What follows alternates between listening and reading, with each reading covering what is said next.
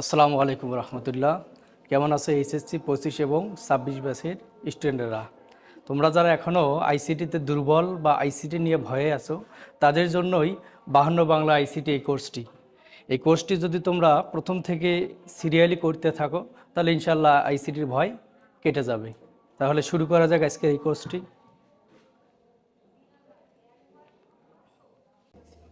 এখন আমরা জানব সংখ্যা পদ্ধতি কি।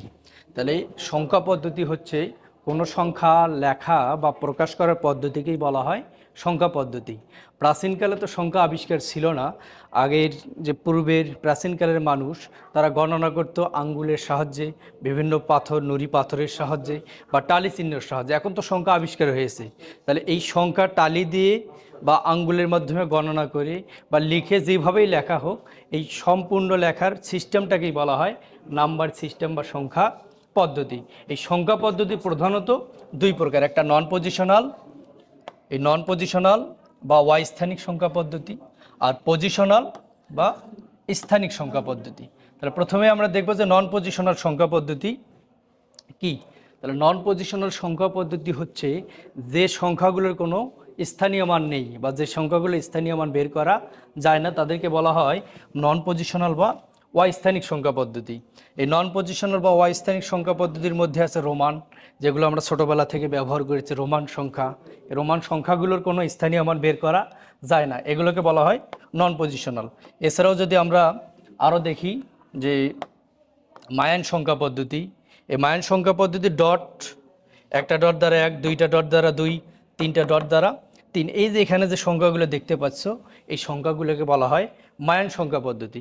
এদেরও কোনো স্থানীয় মান নেই। এছাড়াও যদি দেখি এদের ইনকা সংখ্যা পদ্ধতি, ইনকা দড়িতে গিট দিয়ে, দ্যাট মিন গেরো, দড়িতে গিট বা গেরো দিয়ে যে হিসাবগুলো করা হয়, এই হিসাবকৃত সংখ্যাগুলোকে বলা হয় ইনকা সংখ্যা পদ্ধতি। এই দড়িতে গিট দেওয়া, এগুলোর কোনো স্থানীয় মান হয় না। এরপর আরও যদি দেখি রাইট সাইডে হাইরোগ্রাফিক্স মানে এটা হাইরোগ্রাফিক্স অর্থ পবিত্র লিপি। এই সংখ্যাগুলো টালি চিহ্নর মতো, এগুলোর কোনো স্থানীয় মান বের করা যায় না। এই নন পজিশনালের নির্দিষ্ট কোনো ক্লাসিফিকেশন নেই। আমরা যদি নিজে কোনো সংখ্যা পদ্ধতি আবিষ্কার করি, এগুলো নন পজিশনালের মধ্যে হবে। এবার আসি পজিশনাল সংখ্যা পদ্ধতি। তাহলে পজিশনাল সংখ্যা পদ্ধতি কি? তাহলে যে সংখ্যা পদ্ধতিগুলোর স্থানীয় মান আছে বা যে সংখ্যা পদ্ধতিগুলো স্থানীয় মান বের করা যায়, তাকে বলা হয় পজিশনাল বা স্থানিক সংখ্যা পদ্ধতি। এই অঙ্ক সংখ্যার উপর ভিত্তি করে পজিশনাল সংখ্যা পদ্ধতি 4 প্রকার। তাহলে প্রথমটা বাইনারি। তাহলে বাইনারি সংখ্যা পদ্ধতি কি? তাহলে যে সংখ্যা পদ্ধতির অঙ্ক সংখ্যা থাকবে 2টি, 0 আর 1, এই সংখ্যাকে বলা হয় বাইনারি সংখ্যা। আর কোনো সংখ্যা পদ্ধতির মোট অঙ্ক সংখ্যাকে বলা হয় বেজ। বাইনারিতে অঙ্ক সংখ্যা কয়টি আছে? 2টি, তাহলে বাইনারি বেজ হবে 2। একইভাবে দ্বিতীয় সংখ্যা অক্টাল বা অষ্টমিক। তাহলে যে সংখ্যা পদ্ধতির অঙ্ক সংখ্যা 8টি, 0 থেকে 7, তাকে বলা হয় অক্টাল সংখ্যা পদ্ধতি। তাহলে অক্টালে যেহেতু অঙ্ক সংখ্যা 8টি আছে, অক্টালে বেজ হবে 8। তাহলে আরেকভাবে আমরা সংখ্যাটা যদি বলি, যে সংখ্যা পদ্ধতির বেজ 8 বা অঙ্ক সংখ্যা 8টি, তাকে বলা হয় অক্টাল বা অষ্টমিক সংখ্যা পদ্ধতি। তাহলে ডেসিমেল বা দশমিক সংখ্যা পদ্ধতি। তাহলে যে সংখ্যা পদ্ধতির অঙ্ক সংখ্যা 10টি, 0 থেকে 9 পর্যন্ত, তাকে বলা হয় ডেসিমেল সংখ্যা পদ্ধতি। আর ডেসিমেল সংখ্যা পদ্ধতির বেজ হবে 10। তাহলে যে সংখ্যা পদ্ধতির বেজ 10, এটাকে ডেসিমেল সংখ্যা বলা হয়। এরপর আসি হেক্সাডেসিমেল। তাহলে হেক্সাডেসিমেল সংখ্যা পদ্ধতি কি? তাহলে যে সংখ্যা পদ্ধতির অঙ্ক সংখ্যা থাকবে 16টি, এখানে হেক্সা মানে 6 আর ডেসিমেল মানে 10, 6 আর 10-এ 16, অঙ্ক সংখ্যা থাকবে 16টি। কিন্তু আমরা তো জানি অঙ্ক সংখ্যা 0 থেকে 9 পর্যন্ত, এই 10টা অঙ্ক আমরা ছোটোবেলা থেকে করে আসছি। আর যেহেতু অঙ্ক নেই, এজন্য এই হেক্সাডেসিমেল সংখ্যা পদ্ধতিতে এ থেকে এফ পর্যন্ত এই 6টা অঙ্ককে, এই 6টা অ্যালফাবেটকে এখানে অঙ্ক হিসাবে ধরা হয়। এখানে 6 আর 10, 16, আর এর বেজ হবে 16 বা 16। তাহলে হেক্সাডেসিমেল সংখ্যা পদ্ধতি কি? তাহলে যে সংখ্যা পদ্ধতির অঙ্ক সংখ্যা 16টি অথবা যে সংখ্যা পদ্ধতির বেজ 16 তাকে বলা হয় হেক্সাডেসিমেল সংখ্যা পদ্ধতি। আর কোনো সংখ্যা পদ্ধতি চিনতে হবে এই যে বেজ দেখে, কোন সংখ্যা পদ্ধতি চিনতে হবে বেজ দেখে। যেমন এখানে যদি 101 লিখি, এই সংখ্যাটা হতে পারে বাইনারি, কারণ বাইনারির মধ্যে 01 আছে। আবার সংখ্যাটা হতে পারে অক্টাল, অক্টালের মধ্যে 01 আছে। ডেসিমেল হতে পারে, হেক্সাডেসিমেল হতে পারে। এই বেজটা সংখ্যার নিচের দিকে থাকবে। এই বেজ দেখে আমরা আইডেন্টিফাই করব যে সংখ্যাটা কোন সংখ্যা পদ্ধতির মধ্যে পড়ে। কিন্তু যদি এখানে আমি 125 লিখি, এই সংখ্যাটা বাইনারি হবে না, কারণ বাইনারির মধ্যে 25 নেই, বাইনারি হবে 0 আর 1 দ্বারা। তাহলে এটা হতে পারে অক্টাল, হতে পারে ডেসিমেল, হতে পারে হেক্সাডেসিমেল, কারণ 125 ডেসিমেল, অক্টাল, হেক্সাডেসিমেলের মধ্যে আছে। আবার যদি এখানে লিখি 28, এই সংখ্যাটা হতে পারে ডেসিমেল এবং হেক্সাডেসিমেল সংখ্যা, কারণ এই 28 বাইনারির মধ্যে নেই। আবার 8 সংখ্যাটা যদি বলি, এটা অক্টালের মধ্যে নেই, অক্টালের সর্বোচ্চ অঙ্ক সংখ্যা 0 থেকে 7। তাহলে এই জন্য এই সংখ্যাটা হবে ডেসিমেল এবং হেক্সাডেসিমেল সংখ্যা। আবার যদি লেখা হয় 3f, তাহলে এই এফ অঙ্কটা বাইনারি, অক্টাল, ডেসিমেলের মধ্যে নেই, শুধু আছে হেক্সাডেসিমেল সংখ্যার মধ্যে, এজন্য এটা হবে হেক্সাডেসিমেল সংখ্যা। এই সংখ্যা পদ্ধতি চিনতে হবে এর বেজ দেখে, বেজ যেটা থাকবে সে অনুযায়ী সংখ্যা পদ্ধতিটা হয়ে যাবে। এখন আমরা এই সংখ্যা পদ্ধতির তুলনামূলক যে টেবিলটা আছে এটা দেখব। আচ্ছা, তাহলে প্রথমে আছে ডেসিমেল সংখ্যা। তাহলে ডেসিমেল সংখ্যা, এখানে অঙ্ক সংখ্যা হবে 0 থেকে 9 পর্যন্ত। যখন 9-এ গিয়ে শেষ হবে, এর পরের অঙ্কটা 9-এ গিয়ে যখন শেষ হবে, এর পরের অঙ্কটা হবে কি 10, 1 লিখে 0। এই 1-এর উপরে 0 থেকে 9 পর্যন্ত যখন লেখা শেষ করব, এরপর শুরু হবে 20। আবার 2-র উপরে 0 থেকে 9 পর্যন্ত যখন 10টা অঙ্ক দেওয়া শেষ করব, তখন শুরু হবে 30। তাহলে একইভাবে যদি আমরা অক্টাল সংখ্যাটা দেখি, তাহলে অক্টালের অঙ্ক সংখ্যা 0 থেকে 7 পর্যন্ত, এই 7-এ গিয়ে শেষ। তাহলে 7-এর পর এখানে বাকি থাকে 8, 9। এই 8, 9 তো অক্টাল সংখ্যা না, তার মানে এখানে 7-এর পরেই হবে 10। এই ডেসিমেলে 9-এর পর 10 হয়েছে, কারণ 9-এ অঙ্ক সংখ্যা শেষ। আর অক্টালে 7-এর পর 10 হবে, 7-এ অঙ্ক সংখ্যা শেষ। এখন যদি আমরা দেখি, এই যে 1-এর ওপরে 0 থেকে 9 পর্যন্ত, 0 থেকে 7 পর্যন্ত অঙ্কগুলো যখন বসাবো তখন হবে 20। আবার এখানে 2-র উপরে 0 থেকে 7 পর্যন্ত বসানোর পর শুরু হবে 30, কারণ 2-র পর 8, 9 বসানো যাবে না, 8, 9 অক্টাল সংখ্যা না।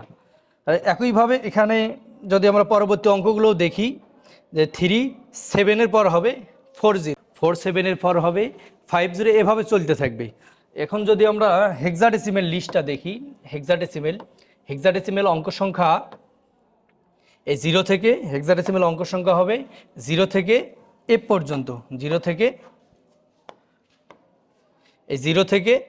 এফ পর্যন্ত। হেক্সাডেসিমেল অঙ্ক এপে শেষ, এই এপের পর হবে 10, এপের পর হবে 10। এই 10-এর ওপরে বা 1-এর ওপরে যখন আমরা 0 থেকে হেক্সাডেসিমেল অঙ্ক সংখ্যা এফ পর্যন্ত বসানো শেষ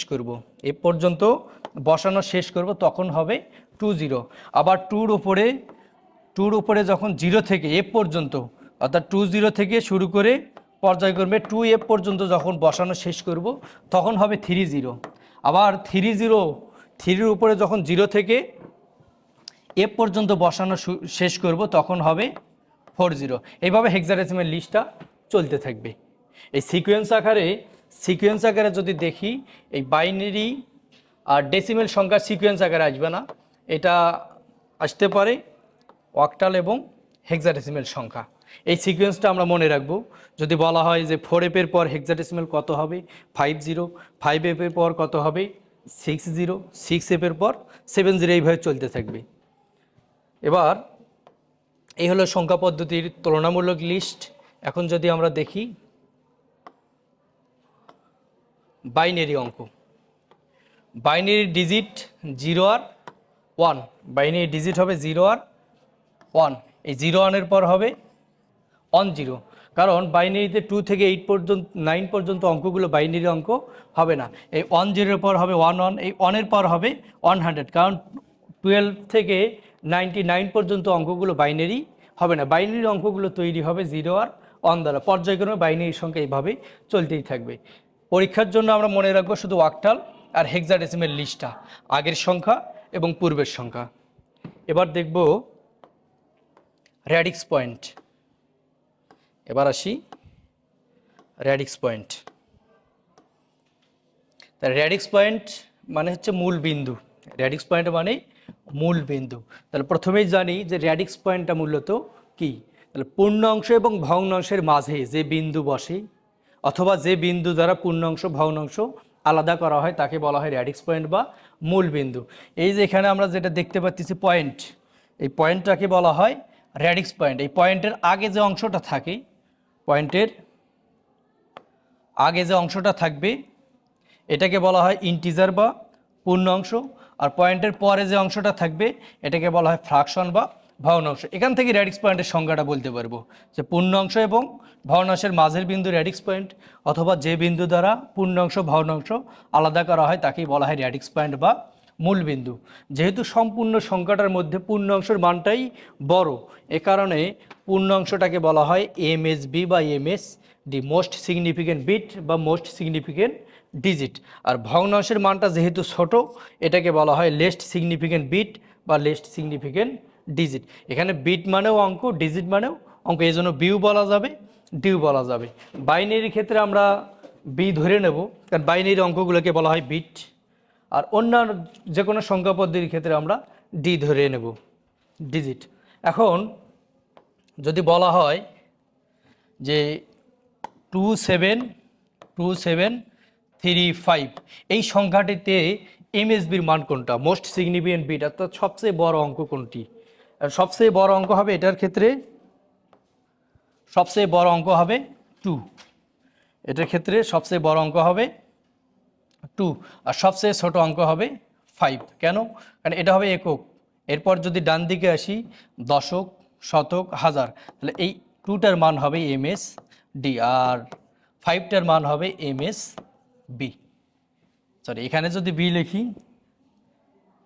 275, এই সংখ্যাটার ক্ষেত্রে এই যে 2টা হবে এমএস ডি আর 5টা হবে এএলএস ডি। এখানে ডি লিখলে এখানেও ডি লিখতে হবে। এখানে যদি আমরা বি লিখি, বাইনারির ক্ষেত্রে আমরা এখানে বি দিয়ে লিখে নেব।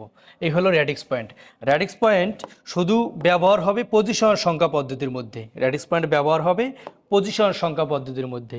এই র্যাডিক্স পয়েন্ট পজিশনাল সংখ্যা পদ্ধতির উপর ভিত্তি করে 4 ধরনের হয়ে থাকে।